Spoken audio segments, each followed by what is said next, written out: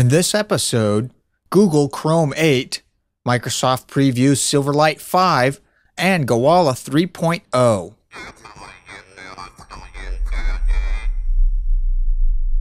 Quicksurf Internet Media presents The Geekinator, talking about all things tech and geek. Hey everybody, how's it going? I'm your host Adrian, coming to you almost live from lovely Phoenix, Arizona, here in Studio C1 at Quicksurf Internet Media. The Geekinator is a proud member of the Tech Podcast Network. If it's tech, it's here, so do feel free to head on over to techpodcast.com and check out all the other technology-related shows over there. Let's go ahead and get into the stories for Season 4, Episode 6.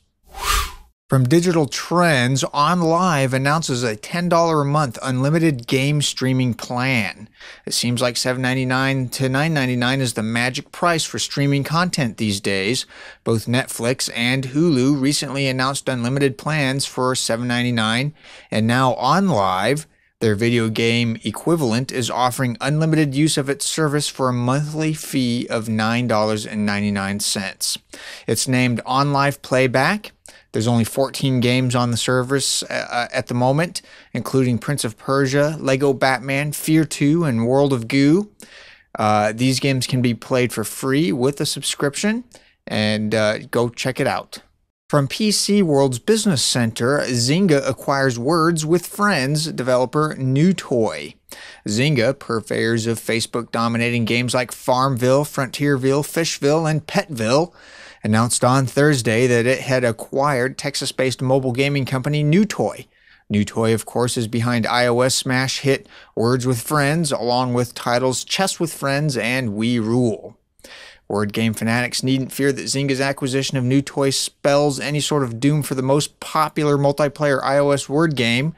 NewToy itself will now become Zynga with Friends and continue to produce its existing titles in addition to developing new ones for Zynga. So rest easy. Personally, I find this kind of interesting. I'm not a Facebook game player myself, but you know, they're trying to expand the platforms that you can do that sort of thing on. So it'll be pretty neat to see how they do that. From Electronista, Gadgets for Geeks, Chrome 8 goes final with PDF viewer and web store support. This is kind of nice. Google today quietly released a finished version of Chrome 8. The stable release adds a new built-in PDF viewer that, like Safari, saves having to use a companion app.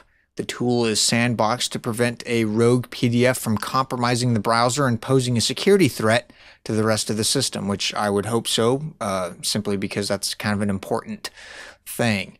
Although not directly mentioned, developers have also revealed that Chrome 8 should have the underlying framework for the Chrome Web Store.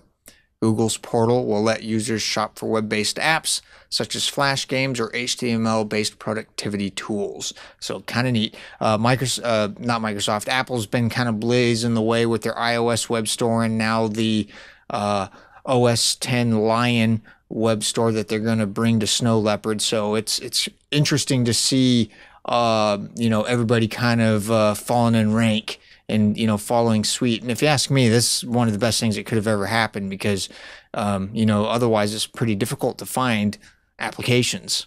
From internetnews.com, Microsoft previews Silverlight 5. What's the future of Silverlight, Microsoft's streaming media software? The company has invested heavily in the platform since it was announced 3 years ago as a competitor to Adobe's Flash. Since then, Silverlight's had plenty of pickup, which makes sense.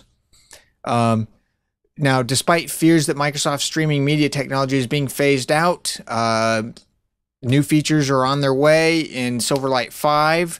And they're going to add 40 new features. Obviously, this is a preview, so go to the story and check it out. From PC World and their Business Center, there's a story entitled Google Guilty of Trespassing in Street View Case. After a legal battle that lasted 2.5 years, Google has been found guilty of trespassing on a Pennsylvania family's property to take photos of their property for its Maps website. However, the penalty is nominal. Google will only have to pay $1 to Aaron and Christine Boring, who sued Google in 2008, seeking compensatory and punitive damages. Earlier this week, The judge overseeing the case wrapped up the case with a consent judgment, which means both parties agreed to the final resolution terms. Yeah, okay. You know, it's one of those things where it's just like, really? You got to be kidding me. Gowalla 3.0 adds Foursquare and Facebook check-ins. One check-in service to rule them all is what Gowalla is probably thinking when it released the 3.0 version.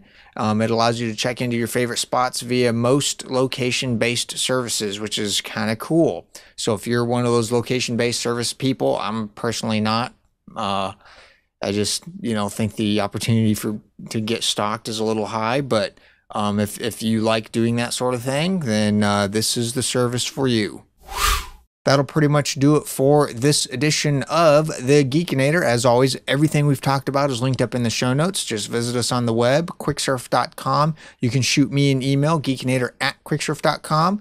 And you can follow me over at Twitter at twitter.com/Adrian_bacon. And with that, I will see all of you on the next episode. I'll see you then. Bye.